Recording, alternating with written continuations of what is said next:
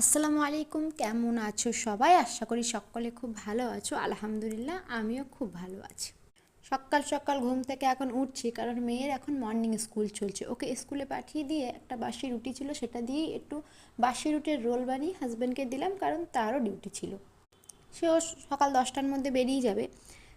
তারপরে আমি কি রান্না করব সমস্ত সরঞ্জাম গুছিয়ে নিলাম। আজ করব পটল ভাজা আর একটু মাংস কষা। সেই যে বাড়ি থেকে এসেছি, তারপরে আর এখনও মাংস খাওয়া হয়নি। সেই জন্য হাজব্যান্ডকে বললাম যে আপনি একটু মাংস এনে দেন, দিয়ে ডিউটি যান। এর মধ্যে মেয়ে চলে এসেছে। আমি একটু সকাল টানেই রান্না করি, কারণ ওই যে মর্নিং স্কুল থেকে আসে 10টায়, তারপরে ওকে স্নান ধান করিয়ে আবার আমি ওকে প্রায় 11:30 নাগাদ বই নিয়ে বসাই, কারণ স্কুলের কাজগুলো করে নাই, তবে রাত্রে একটু সময় করে বাড়ির কাজগুলো, একটু পিছনের পড়াগুলো আমি ওকে পড়াতে পারি। সেই জন্য একটু তাড়াতাড়ি রান্নাবান্নাটা করার চেষ্টা করে। তারপরে সঙ্গে এসেছে তার আর এক বান্ধবী, সেই জন্য আজ আর পড়াশোনার কোনো তাড়া নেই তার। দুজনকে বসিয়ে দিলাম ড্রয়িং করতে। খুব ডিস্টার্ব করছে।